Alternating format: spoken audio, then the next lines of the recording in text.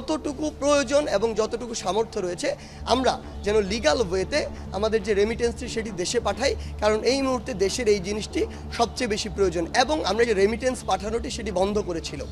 আমরা তাদেরকে এখন অনুরোধ জানাবো, আমাদের যে অন্তর্বর্তীকালীন সরকার সেটি দায়িত্ব নিয়েছে, এখন আমাদের দেশ গঠন করতে হবে, অর্থনৈতিক স্থিতিশীলতা ফিরিয়ে আনতে হবে। এই জন্য সবার নিজের জায়গা থেকে যতটুকু প্রয়োজন এবং যতটুকু সামর্থ্য রয়েছে আমরা যেন লিগ্যাল ওয়েতে আমাদের যে রেমিটেন্সটি সেটি দেশে পাঠাই, কারণ এই মুহূর্তে দেশের এই জিনিসটি সবচেয়ে বেশি প্রয়োজন। এবং আমরা এটি কথা দিচ্ছি আমাদের আরব আমিরাতে যে ভাইদেরকে আমাদের সাথে সমর্থন দেওয়ার জন্য বিভিন্ন মেয়াদে শাস্তি দেওয়া হয়েছে, এমনকি যাবজ্জীবন কারাদণ্ড পর্যন্ত দেওয়া হয়েছে, তাদের জন্য আমরা আমাদের সর্বাত্মক চেষ্টা চালাচ্ছি। আমাদের মাননীয় প্রধান উপদেষ্টা নিজে বলেছেন তিনি দায়িত্ব নিয়ে এটি সরাসরি কথা বলবেন, এবং আমরা বিশ্বাস করি অল্প কিছু দিনের মধ্যেই তারা আবার মুক্ত বাতাসে ফিরে আসবেন এবং আরব আমিরাত থেকে যখন তাদের ইচ্ছা তারা এই স্বাধীন বাংলাদেশের, নতুন করে যে স্বাধীন বাংলাদেশটি হয়েছে সেই বাংলাদেশের মুক্ত বাতাসে ফিরে আসবে।